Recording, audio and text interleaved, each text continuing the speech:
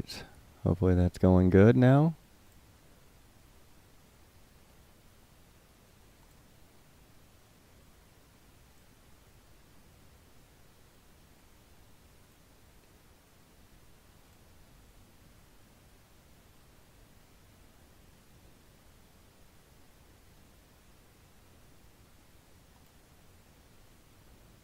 All right, looks like everything's going. Awesome. All right. So,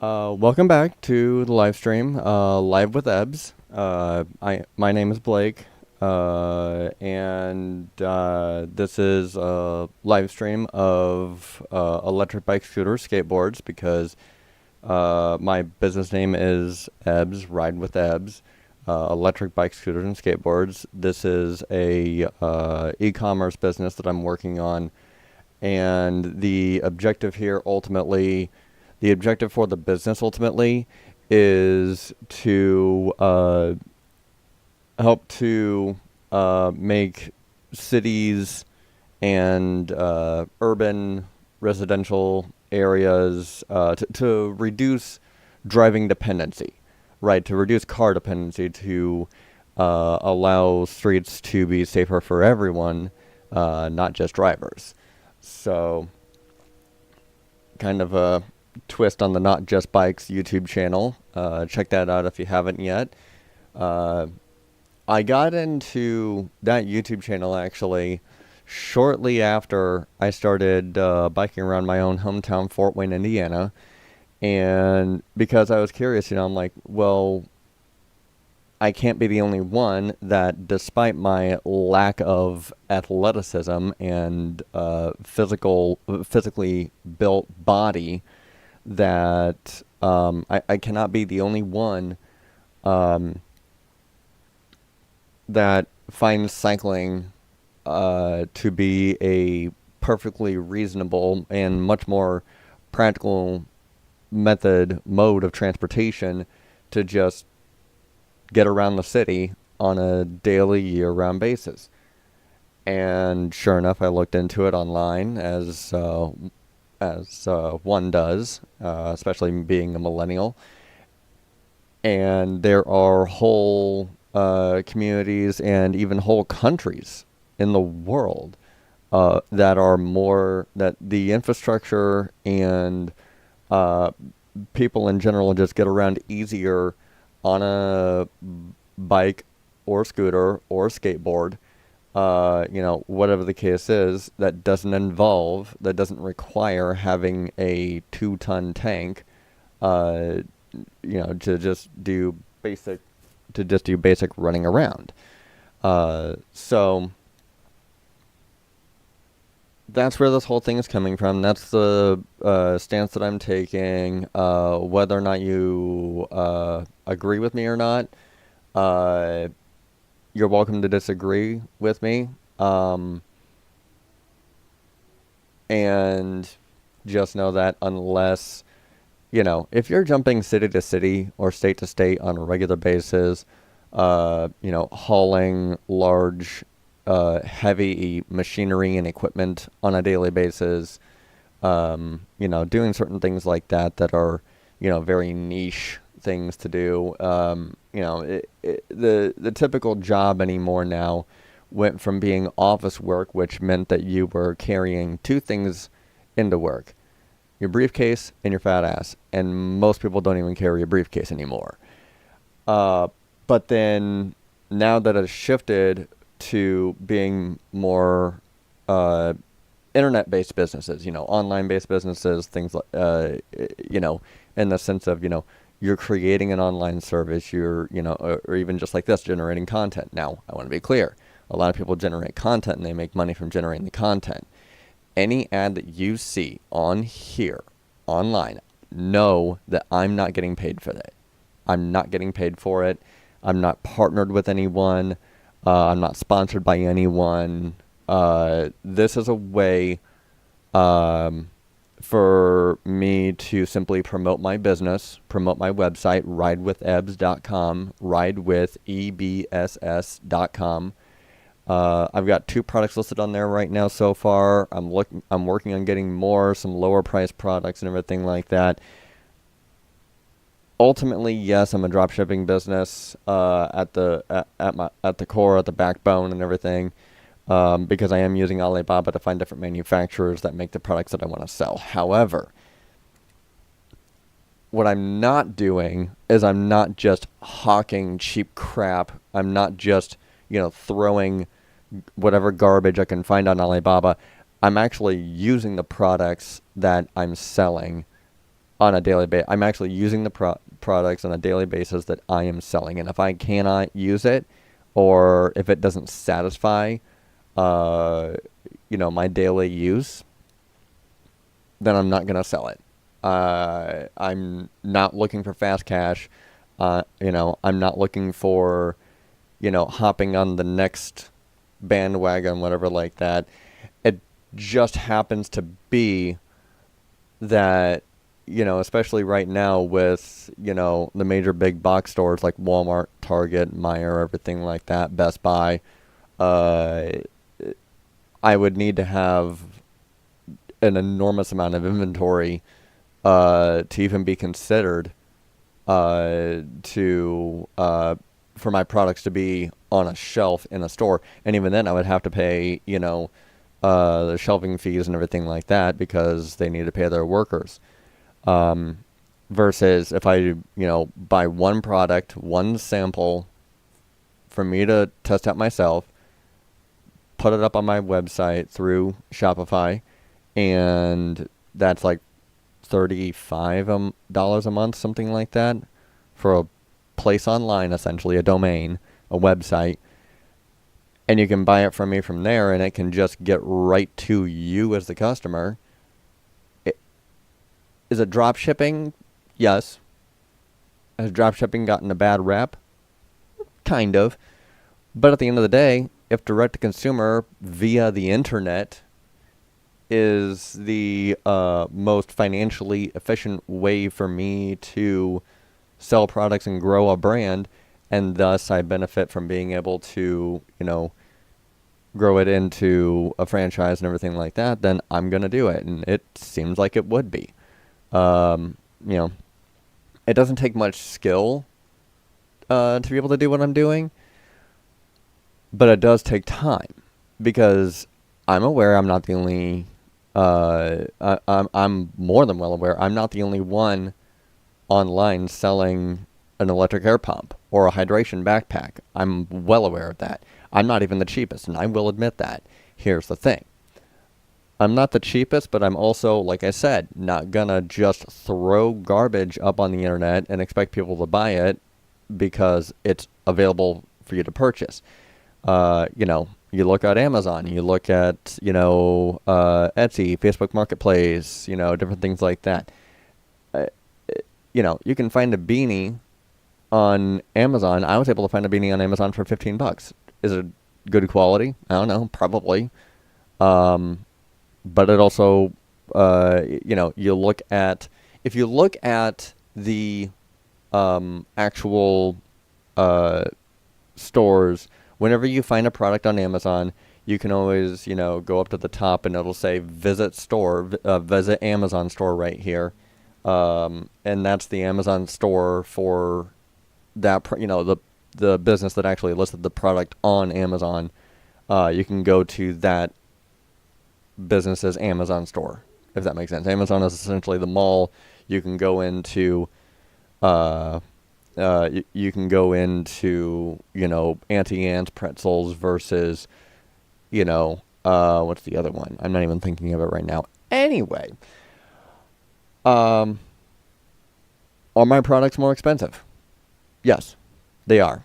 I'm not pricing them at, a 3 or 4 or 500% markup, like Gucci is right now, or like, Louis Vuitton is, or anything like that. I'm not doing that. I don't feel comfortable doing that.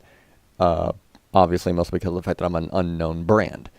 I'm a startup, but at the same time, I'm also not gonna just, charge an extra 30 or 40 or 50% markup either, and then wonder why I'm not growing. You know, so I'm meeting it right in the middle. So know that if whatever orders I get in, I will buy. I'm able to buy 2 for every 1 order I get, so that way I can get some inventory going, and I use a little bit more. And I haven't marked a little bit more than double, but not quite. Uh, yeah, a little bit more than double, so that way I get a little bit of inventory and I'm able to grow a little bit. So I'm right there in that sweet spot. You're not gonna, I'm planning on doing a beanie. I'm not gonna price my beanie at $100 or anything like that. But at any rate. So what I'm gonna go ahead and do is, last week I actually left off on an article. Let me see if I've got this pulled up right. Yes, I do. Okay, I left off on an article last week. I want to go ahead and wrap up that article real fast. And the main reason why I stopped reading that article, honestly, is because of the fact that my camera battery was about to die. So at any rate. Now that my battery is fresh, I'll go ahead and start reading that article real fast. Make sure that I can do this. Bear with me for just a moment. My software does not want to cooperate. There we go. Okay, I'll just do it that way then. And then here we go. Okay. So I left off, I believe, one of my services, I do service, okay, yeah. Rounding out the non-aligned dealers, I spoke with Doug Davis, in the owner of Bicycle Evaluation in Dallas. Disclaimer, Bike Evolution is a former client, okay? The dealership is just under, hold on a second. I want to close that window actually real fast. The dealership is just under 7,000 square feet, making it the largest operation I talked to in connection with this piece. Reid is a big brand for us. Ride, R-E-I-D. I'm not sure how to pronounce that. Ride is a big brand for us, says David, in Lightspeed.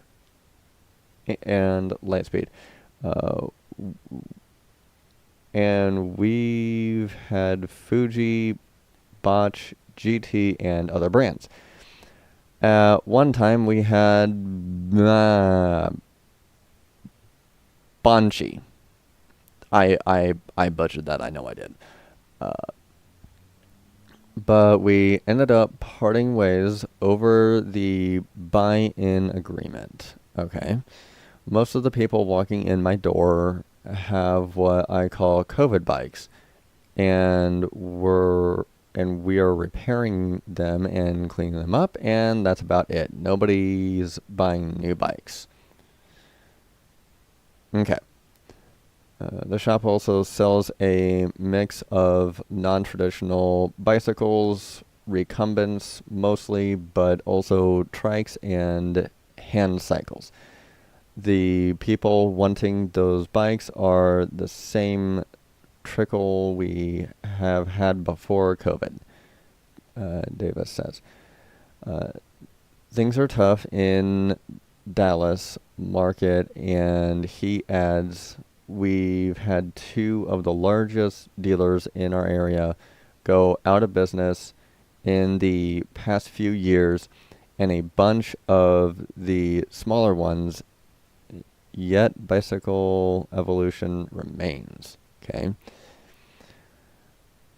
One thing I will say about that is that, and it's not necessarily a fault, it's just the nature of how small businesses are, right? The nature of small businesses is, from what I understand, and in some ways I'm a small business, in some ways I'm a startup, everything like that. I'm more of a startup than I am a small business, from my understanding, because of the fact that, okay, fine. I don't have a whole bunch of employees. I don't have multiple properties. I don't have, I haven't franchised out yet, right? Um, but at the same time, so it was a video that I watched a while back, and I was trying to do some research on, why is it that, you know, a electric bike manufacturer like Rad Power or Super 73 Onyx or any one of those, why is it they've only got one location in America? And I came to a bit of a conclusion through some of the research I was doing. It was a video that I watched about with this bike shop, and this bike shop had I think the most expensive one they actually had was Rad Power, if I'm not mistaken, because they did a little bit of e-bikes, a few e-bikes, but they mostly did analog bikes, standard bikes. But he even said that part of it is the fact that part of the reason why the warranties for electric bikes are garbage in comparison to even a standard internal combustion engine vehicle. Like, if you take your car, if you buy a Toyota, okay, new or used, if you buy a Toyota from a Toyota dealer, you take that Toyota on vacation with the family, or even by yourself, friends, whatever the case is, you're going to be able to find another Toyota dealer if something goes wrong with that car, right? You're going to be able to find another Toyota dealer. Maybe there might be some differences of how they do things, of how the businesses ran and everything like that. But you can more or less expect the same thing. You can more or less have the same experience from one Toyota to another. And they pull up your profile, everything that's ever been done with the car in one Toyota dealership will be pulled up right there at a different Toyota dealership, because it's a franchise, it's a network, it's you get a few key differences from one dealer to another, but pretty much it's all there's enough continuity between different dealers that it won't matter. It won't matter. Which means that they can offer better warranties. They can offer a 10-year, 100,000-mile warranty on, most of their cars, or whatever the case is like that. Because they're a franchise, they can take the financial hit to be able to do that. The electric bike brands that I just listed off are not big franchises. They don't have multiple locations. They don't have, that kind of network of documentation, and therefore are not able to have that kind of continuity from one shop to another. I think Super 73's even got just 2 or 3 shops in Cali alone, and I think that's it. I'm 95% sure that's it. But that was really shocking to me, though, to realize that that these bigger electric bike brands that I was hearing about were actually still considered small businesses. But that's the power of the internet, right? My family is most likely not going to get they're not going to get a commercial for a Suron or a Super 73.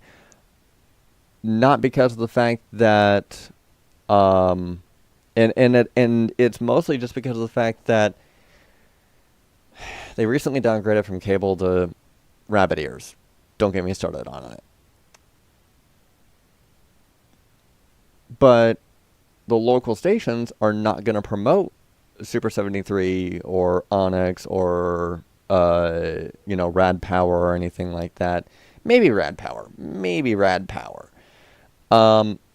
But they're not going to do that because they're more focused on franchises like Toyota or like Ford or whatever like that, or they're more focused on the local mom and pop shops here in Fort Wayne, you know, so you're more likely they're more likely to see another commercial for Coney Island, even if it's, you know, just a 15-second long blurb about Coney Island between stories on the local news channels or whatever like that, you know. So, but the power of the internet allows these different electric bike brands to have a bigger reach and seem bigger, at least to people that know to look for them, than what they really are. So, and a lot of them, I think it was Onyx and Super 73 definitely have a good, they definitely seem to have a solid presence on YouTube. Or on social media in general. I guess TikTok more than YouTube, but even so. Like, you know, they seem to have a good, they seem to be doing good work on social media, and thus have a farther reach, right? I'm more likely to find ad for Rad Power or Onyx or Super 73 in my Google News feed on X or on, you know, YouTube or whatever the case is like that, especially now since I've been, you know, doing all this research on them. But I'm more likely to find an ad for them in my news feed than what my family is watching broadcast TV. And that has to do with the fact that, you know, broadcast TV, first of all, to be able to get commercial on broadcast TV is hilariously expensive. I've done my research on it. It is stupid. They are pricing themselves completely out of reach for businesses like mine that are a startup but looking to be a brand, that I just don't have, you know, $30K a month minimum to be able to pour into advertising. And to be honest, I'm not looking to advertise in that sense. I'm not looking to advertise in the sense of, you know, just run ads on Facebook, run ads on Instagram, you know, pay for spots on, you know, X or Reddit or whatever the case is like that. I'm not looking to do that. I'll definitely run Google SEO, but other than that, the main reason why is because of the fact that if I can just pour content online like I'm doing right now, for free essentially, and let the organic reach do its thing, then I'm gonna do that, because that's where first of all, that's what I've wanted to do for a while. I've wanted to create content on a regular basis, the highest quality content that I possibly can, which honestly is right now. It's not as high as I would like, but that's as high as I'm able to do right now. But I've just been wanting to make content around something I'm passionate about, right? And so that's how basically all this came to be. I've got two businesses going right now. One is a video production business that is, as you're watching this right now, creating content for my e-commerce business, for my website, for you to buy from me. Google is an exception in that, because I can't just pour content onto Google, right? I can put content on YouTube, obviously, but I can't just make a post on Google. I've got to actually pay for that. But I can make a video on Facebook. I can make a short on YouTube. I can make a post on TikTok. Shit, I completely forgot about going live on TikTok again. Oh, I hate that. I hate that with TikTok. I can't even use it on desktop, and it's the only one that I have to use my phone. You know what? Screw it. I don't care. So, you know, I'm not pouring a whole bunch of money in advertising right now. What I am pouring money into, though, aside from, you know, obviously first thing is first, is to pour money into getting more products to test out, right? But I'm documenting me or my business partners testing these products out, and that will help promote the product.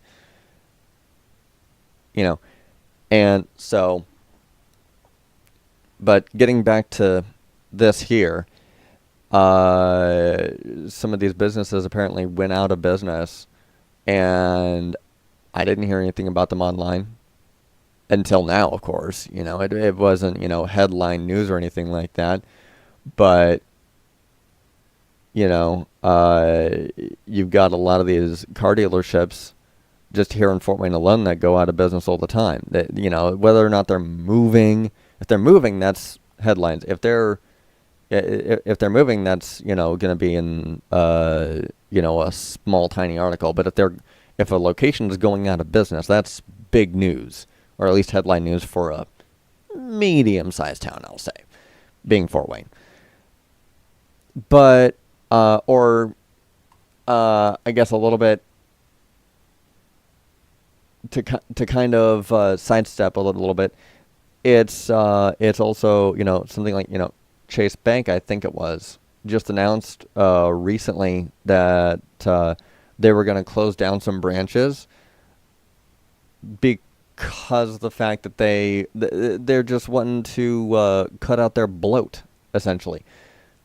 They're still going to be one of the biggest players in finance and banking in general.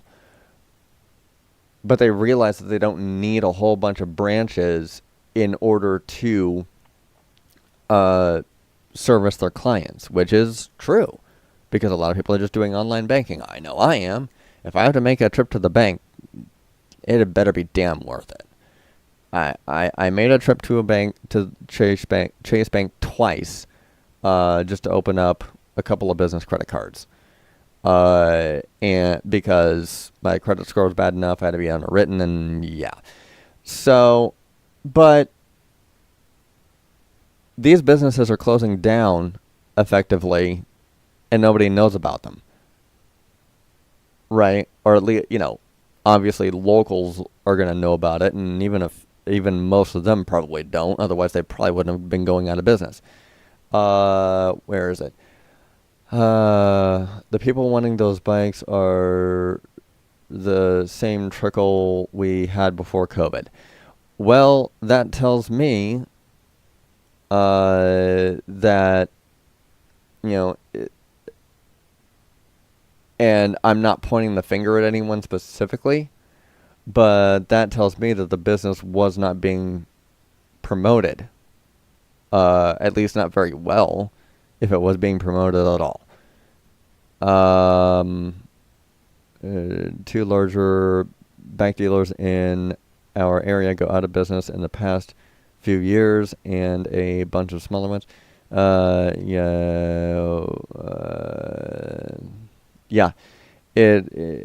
It says the door I call COVID bikes. We're repairing them and cleaning them up, and that's about it. Yeah. So they're repairing them, they're cleaning them up, and everything like that. That's all good and fine.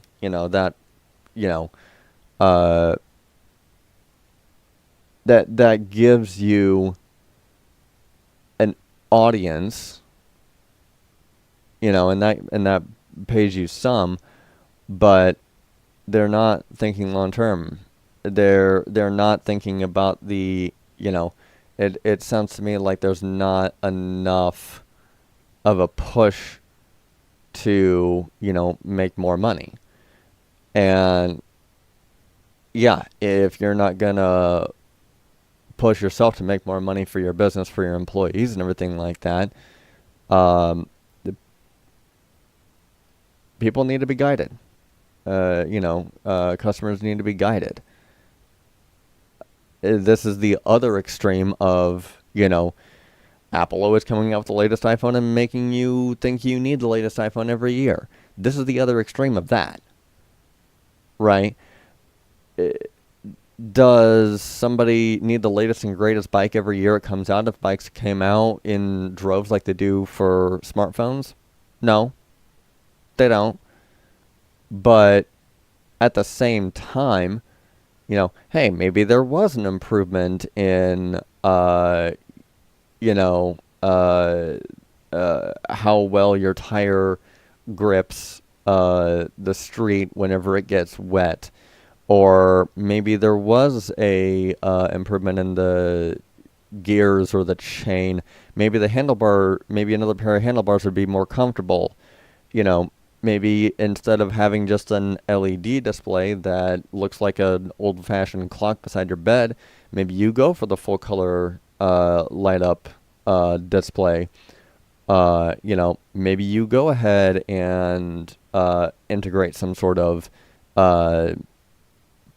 discrete GPS tracker in your bike, so that way you don't have to worry about locking your bike up everywhere you go.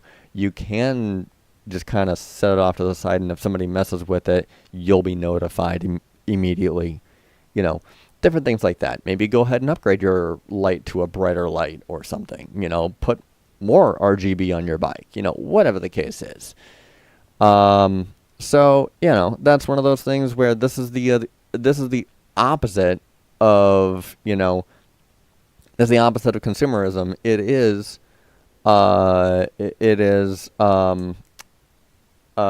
conservatism, conservativeness that is driving businesses out of business.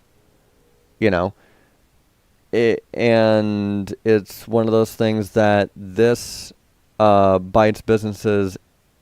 It keeps businesses from being able to expand. And if you're not expanding in the business world, in the world of capitalism, if you're not expanding, if you're not growing, you're going to die. You just are. Look, I'm wanting to build a brand. I'm not wanting to build a small mom and pop shop. Right? I want to build a brand that would stand the test of time well after my death. And that is going to require, first of all, to oversimplify it, an enormous amount of work. Obviously, But it's one of those things that you can't just be subtly hinting at, oh, okay, you want to come in and get your bike fixed up and cleaned up? Okay, cool. I have it ready for you in a few days. A few days goes by. Okay, here's how much you owe me. I'll go ahead and knock $10 off or whatever like that because you're a good customer. Okay, come back and see me some other time. No, that doesn't drive sales to allow the business to grow, right? And also keep in mind, being a small business, you are taxed more than if you were a franchise. These businesses are taxed more because they are smaller, right? Because they're not just being the nature of a small business. If you're sick, then and your owner and manager and the cashier and whatever else like that, most likely, not in all circumstances, but most likely, if you're sick and can't get out of bed for a week, you're going to wind up shutting down shop for that week. If I have a tire blowout, or even worse yet, actually, I'll go a little bit more severe and a little bit less vague, a little bit less simple. If my, my rim is bent all to hell, for, whatever reason, if my wheel rim is bent up so badly that I can't get back and forth to work, and I don't have a second bike, I've got to get that thing repaired fast, or the wheel replaced, or whatever the case is like that. If you as a small business owner are out of work sick and the business is shut down, anyone that has a severe mechanical problem like that is essentially screwed. You know? So that's where I say, in the game of business, in the game of capitalism, you either work on growing the business so that way you have enough people to, if you need to take a day off or whatever like that, then the business is still continuing to run.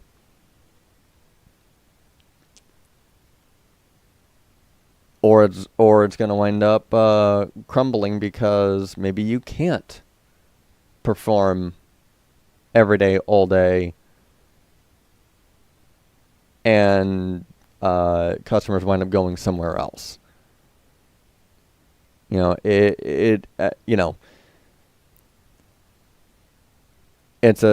a really tricky position to be in. So, one way Davis has kept afloat is by not incurring debt, which is to say not carrying excessive stock. Okay, yeah, that's right there. That's just way too conservative. By not carrying enough stock, and mind you, even if you go into debt for stock, that's good debt. It's one of those things that,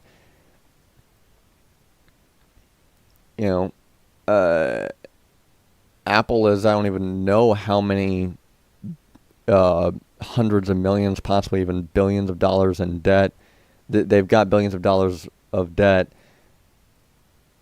for the sake of it not being taxed, because debt's not taxed. It's borrowed money. It's not earned income. So, yeah, if you don't have stock, then that's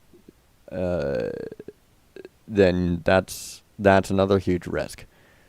And it's a balancing act. You got to balance out how much stock do you really need, because too much stock, excessive stock, is arguably, in a lot of ways, similar but not quite the same risk as too much stock. Too much stock, and you're overcrowded. You wind up running into just physical space to be able to move. And I can see where if a fire were to break out or something, and you've got all this stock in your way, you may or may not make it out, at least unscathed.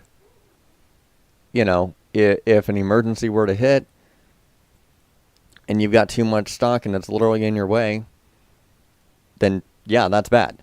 But then not having enough stock, that's just as bad too, because then, we don't have it in right now, but if you go ahead and give us your money, we can order it. How long will it take? Whenever I give you my money, I expect it as fast as possible. And if you're telling me it's going to take, 7 to 10 business days for something that I just gave you money for to get to me, and something happens within that time, then it's your ass as the business owner, because I'm giving you my money. Versus, if you have it in stock, I give you my money, I walk out with my product, everything's fine. Everything is fine. So it's a balancing act, and that's one hell of a balancing act for small businesses. It's easy enough for BMW, because they basically constantly have stock of vehicles literally just sitting in their lot. Are they always going to have what you want? Flip a coin. But they have something. You're likely going to find some sort of car that you like in their lot. Or you can special order it and, do it online and everything like that. And whenever they get it in, then they charge you, but that's a brand trick, not a specialist or a small business owner. Small business owners aren't typically capable of it. There are some exceptions to that, and those number of small business owners that are the exception are growing because online payments are a thing. I think the Square app works in a way that, I can send an invoice to a customer that'll tell them what the price of my service is for a video project or something like that. But they don't have to pay me until after I get the project done, at least not in full. Deposits and everything like that. But at the same time, I don't really know of many small business owners that are doing that. They would prefer cash because it's easier and they can lie to the IRS, constantly. Me, I don't care about the credit card processors and everything like that because at the end of the day, it's a write-off at the end of the year, it's a write-off for me and I get that money back. And it's just easier for me to keep track of everything on my phone versus have to keep track of these mounds of receipts and wads of cash and everything like that. It's safer, it's easier, it's fluid. Everything is tracked, everything is easily managed that way. So, and yeah, IRS is going to come for me if I don't play my cards right. Got to play my cards right. Make sure that, I'm paying myself last. Or that I'm borrowing enough money from the bank and I can use some of my profits from my business to pay the money back to the bank. Borrowed money isn't taxed. It just has some interest on it, and interest is negotiable if you have a good enough credit score. Anyway, in addition to parting ways with Bianchi, I am pretty sure I still butchered that. Overstocking requirements. I thinned out my inventory and we have one or two of any of the higher selling products and sometimes just one of the lower sellers, he says. Some things I've decided to run out of, shoes for example, but I couldn't do that with one of our big four brands with their minimum order quantities. Yep, I know plenty about that right there. A lot of these manufacturers that I'm talking to, they want me to be able to place an order for 2, 3, 4, 500 bikes, scooters, or skateboards, and yeah, sure, they'll give me a steeper discount per unit, so per bike or per scooter or per skateboard. But at the end of the day, I would still wind up shelling out, well over $50K, probably well over $100K, for their MLQs. And I just don't have that kind of capital right now. That's why I'm going for the lower price products. And I'm looking to do print on demand right now, so that way I don't have to worry about minimum order quantity, but I'm still pricing them in a way as to where I can get some inventory in whenever I start getting orders in. Some things I've decided to run out of. Let me see, minimum order quantities. By not getting into debt, we've been able to keep all of our people while other shops in town are letting theirs go.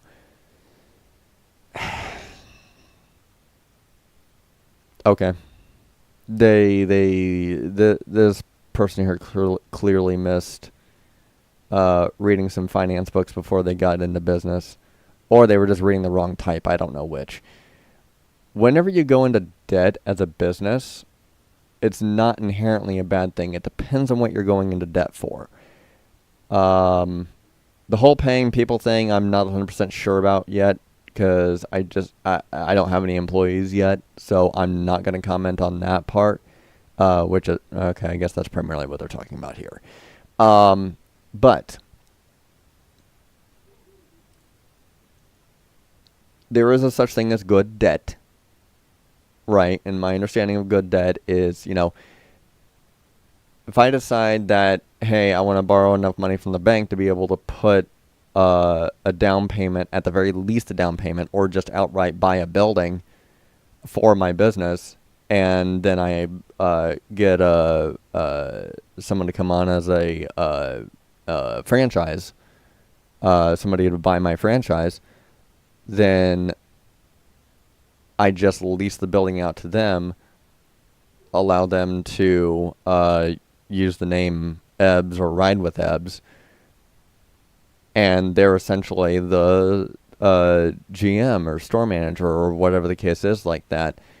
I show them how I expect certain things to be done. Other things can be, flexed around for the market that they're in and everything like that, for the demographic that they're in. But to go into debt for real estate, which, keep in mind, McDonald's is a real estate, is in the real estate business, but they're disguised as a hamburger business. So, that's how they're able to grow so fast. It's because of the fact that, they're leveraging debt, essentially, right? So going into debt for business is not inherently a bad thing. Again, I don't know about the paying employees with debt deal. I'm not sure about that. I have yet to find that one out. But, to go into debt for the sake of getting a bigger building to be able to handle more stock and also to get more stock in, last I knew, not a bad thing, and the interest can be written off and you don't pay any taxes on it because it's borrowed money. Done. We've had to have heavy management control in order to survive.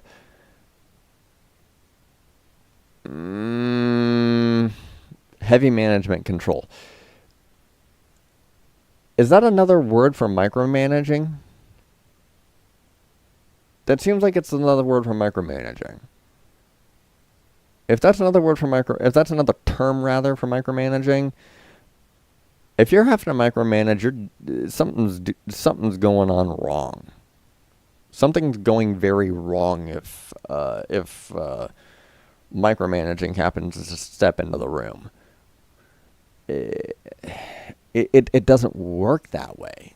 It just doesn't work that way. Trust me, in this case, I'm not speaking from the stance of an employer or a business owner.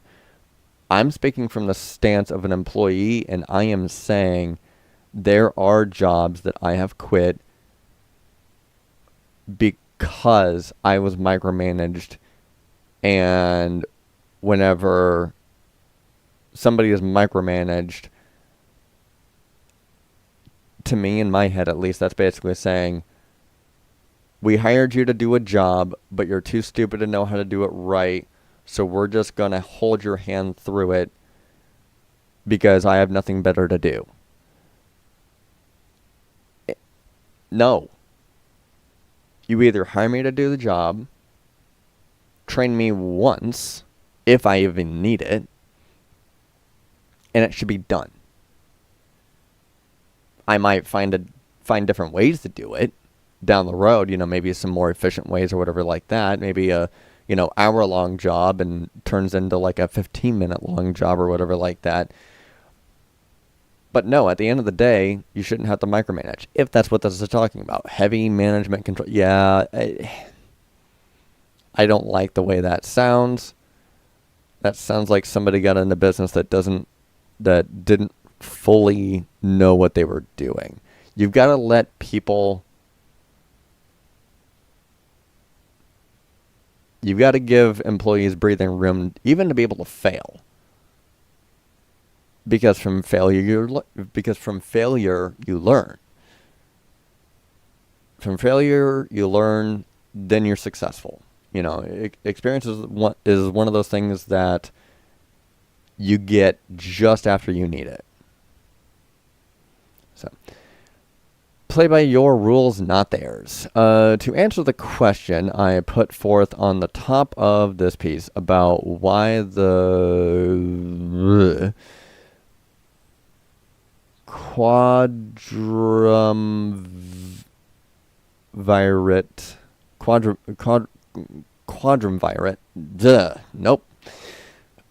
brands aren't in an overwhelming percentage of U.S. bike shops.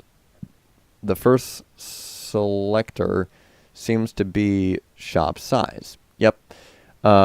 These brands are just aren't set up to deal with small shops. Nope. And their limited floor space. Nope.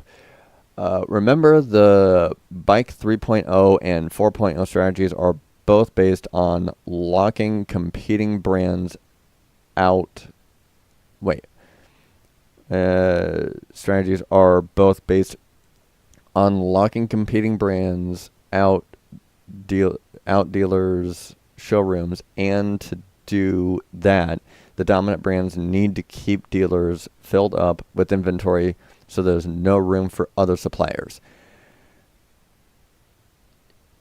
Yeah, that's another rock and a hard place scenario right there. Is that if you're just a retailer, you're not the actual manufacturer, then yeah, you're gonna have different brands that are competing for space in your showroom floor. And if you don't even have the physical space needed to, fulfill minimum order quantities from the manufacturers to make it worth it for them to ship you their products, then you're going to fail. You're going to, at least according to this article.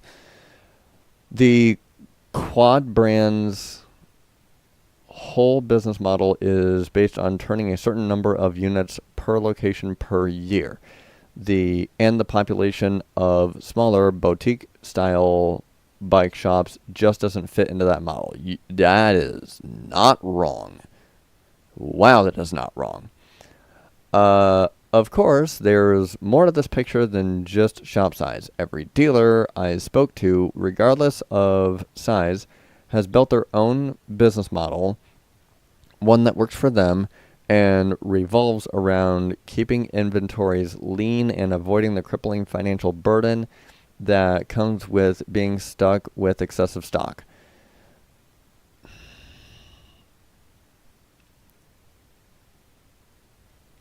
If I were to give you a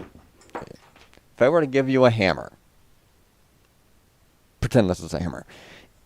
If I were to give you a hammer, this hammer right here, and I say, here, do what you will with it, and you go to smash your brains in, that's on you. On the flip side, I hand you this hammer, and you go to build yourself a home that will keep you safe, warm, and everything. Protect you from the elements, protect you from predators. That is also on you.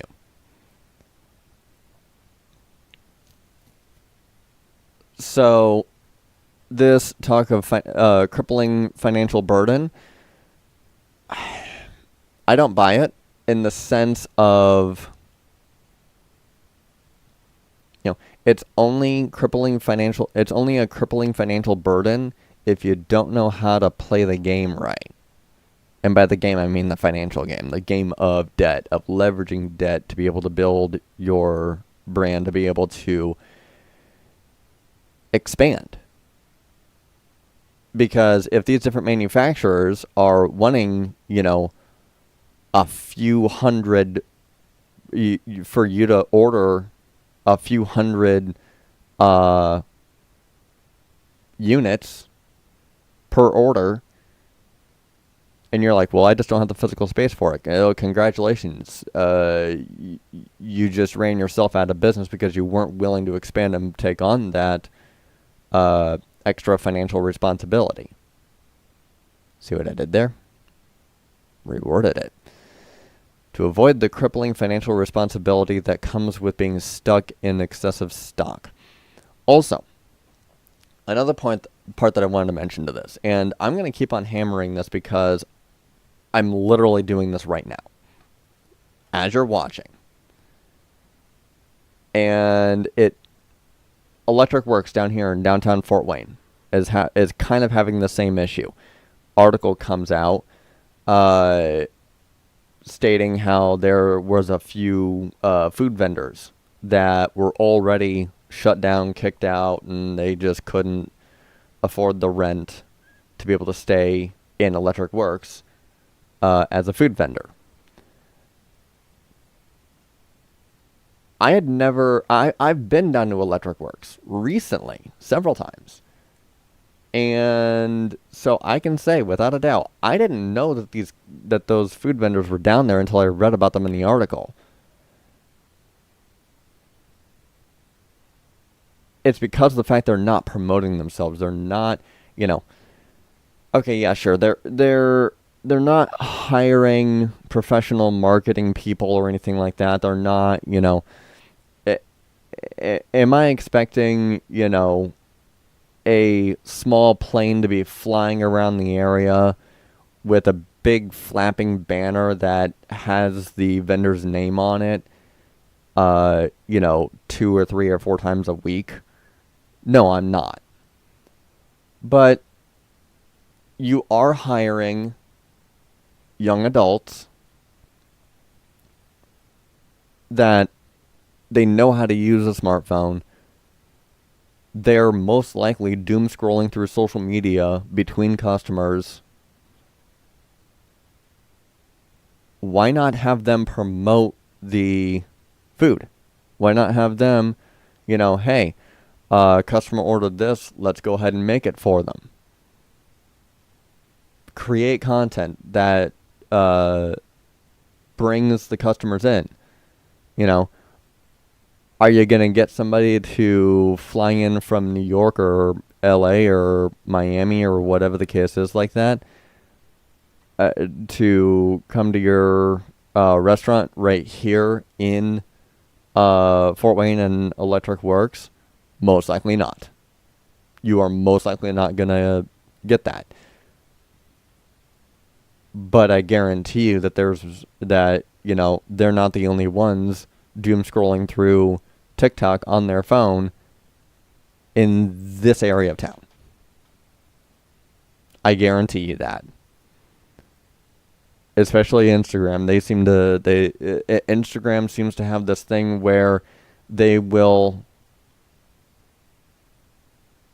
allow organic reach of content that is near where you are and what it thinks you'll like. That's why you can search for content based on location or the hashtag of your city or whatever the case is like that. It's a matter of generating the content. If you're not going to generate the content for your business to grow it, then the evidence suggests that you're going to fail. It's pretty black and white. So I'm sitting here, I'm generating content for my business. I'm doing what makes the most sense in a world that is primarily online. So let me check my battery here. My battery's almost dead. And I've already been online for like an hour. Sweet. Okay, we're going to go ahead and blast through the rest of this real fast. But as we've seen over the past decade, excluding the COVID years of consistent product, oversupply, excessive stock is an integral part of the business strategy. That's the only reason 45% of retailers don't carry any of the big four brands, and it may be one reason why those shops are surviving and even prospering while other larger competitors are being driven out of business. Yep.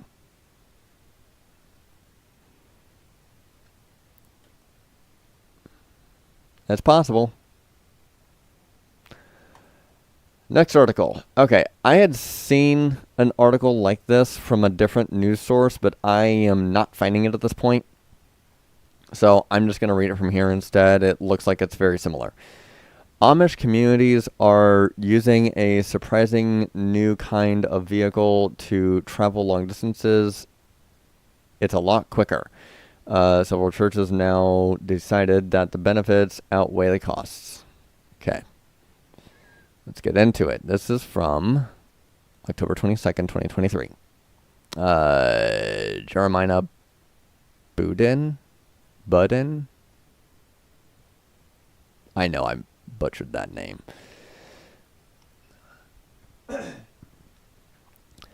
Electric bikes, as many have discovered in recent years, are a highly convenient mode of transportation. They're much cheaper than electric vehicles, faster than walking, and less physically arduous. Than riding a regular bike, and they don't produce planet warming pollution, and they don't produce planet warming pollution like cars do. Okay. Now, it seems that e-bikes have caught on in a somewhat surprising place: Amish communities.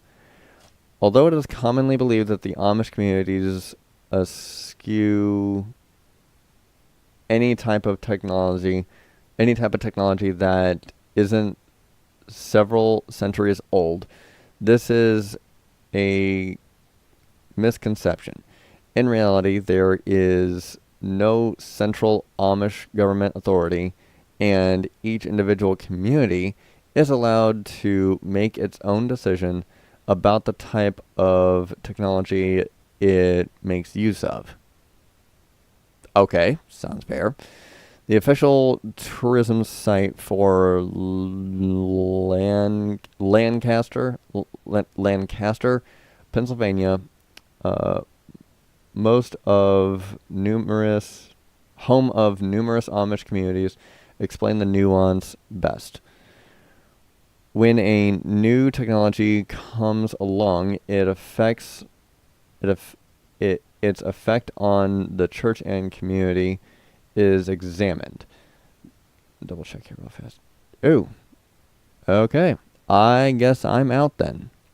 That lasted shorter than I thought. Okay. Well, I am gonna continue this next week. So, see ya.